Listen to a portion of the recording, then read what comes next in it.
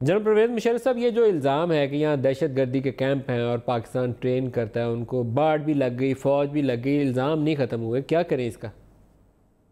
अगर देखें, बात यह we are in a fool's paradise. अगर हम ये समझते हैं कि हम एक दूसरे के साथ कुछ नहीं करते हैं और हर चीज हंकी डोरी है, हम बहुत प्यार मोहब्बत से रह रहे हैं। नहीं जी, ये नई बात है। बात यह है कि हम एक दूसरे को नुकसान पहुंचाना चाहते हैं और पहुंचाते हैं। तो वन साइडेड व्यू आप लेंगे कि पाकिस्तान ये कर रहा है, ये बिल्कुल गलत है। पाकिस्तान जो कुछ कर रहा है उससे डबल इंडिया कर रहा है। तो ये मैं कहूँगा, तो इसको तो खत्म होना चाहिए, देयर इज नो डाउट। अभी गुरबचन यादव को ले गए उधर इंटरनेशनल कोर्ट ऑफ जस्टिस में, उधर ले गए उसे। जबकि ये अजमल कसाब को क्यों नहीं लेकर गए वहाँ? Why should we taking there? तो ये आई थिंक ये कुछ दुनिया में वन साइडेड चलता है।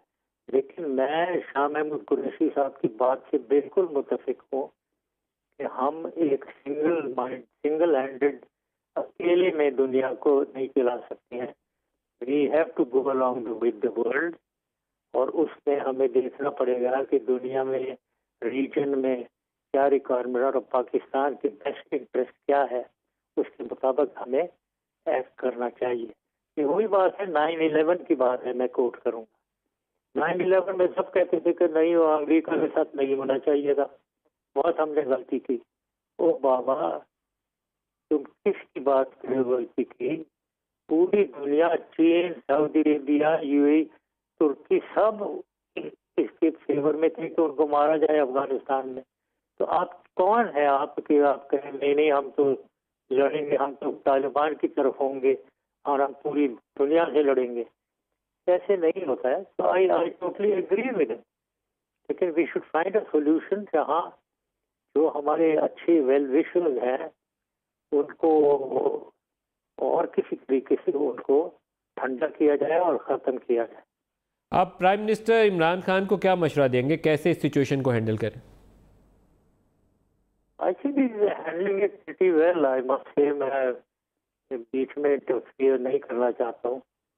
He is doing pretty well, he is doing a good job of it.